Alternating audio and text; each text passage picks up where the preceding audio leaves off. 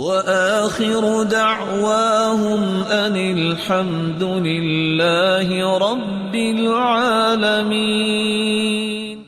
ابو ایوب انصاری رضی اللہ تعالی عنہ روایت کرتے ہیں، رسول اللہ صلی اللہ علیہ وسلم کے متعلق، عرض اعرابی لرسول اللہ صلی اللہ علیہ وسلم وهو فی سفر، اللہ کے رسول سفر میں تھے، ایک دیہاتی سامنے آ گیا، فاخذ بخطام ناقته، اس نے آ کے اللہ کے رسول صلی اللہ علیہ وسلم کی اونٹنی کی مہار کو پکڑ لیا، ثم قال یا رسول اللہ، پھر کہنے لگا اے اللہ کے رسول صلی اللہ علیہ وسلم، اخبرنی بما یقربنی من الجنہ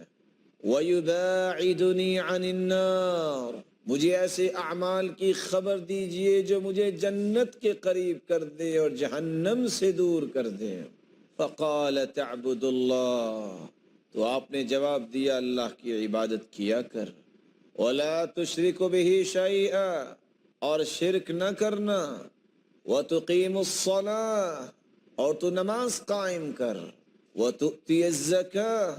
اور تو زکوٰۃ دیا کر، وتصل الرحم، اور رشتہ داروں سے اچھا سلوک کرنا، دع الناقہ، چھوڑ دو میری اونٹنی کو، میں نے تیرے سوال کا جواب دے دیا ہے۔ فلما ادبر، بس جب وہ شخص جانے لگا، قال رسول اللہ صلی اللہ علیہ وسلم، تو رسول اللہ صلی اللہ علیہ وسلم فرمانے لگے، ان تمسک بما امرته به دخل الجنہ، اگر یہ شخص جو جانے والا ہے ان نصیحتوں پہ غور کر لے کہ میں نے عبادت کرنی ہے تو اللہ کی کرنی ہے، میں نے کسی کو شریک نہیں ٹھہرانا، میں نے نماز کو قائم کرنا ہے، میں نے زکوٰۃ کو ادا کرنا ہے، اور رشتہ داروں سے اچھا برتاؤ کرنا ہے، اگر ان نصیحتوں پہ غور کر لے اور ان پہ تمسک اختیار کر لے، ان نصیحتوں کو مضبوطی سے تھام لے،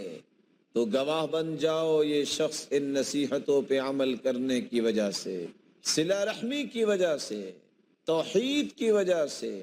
نماز اور روزے کی وجہ سے جنت میں جائے گا۔ اللہ رب العزت ہمیں بھی اب توحید کو خالص کرنے کی توفیق عطا فرمائے۔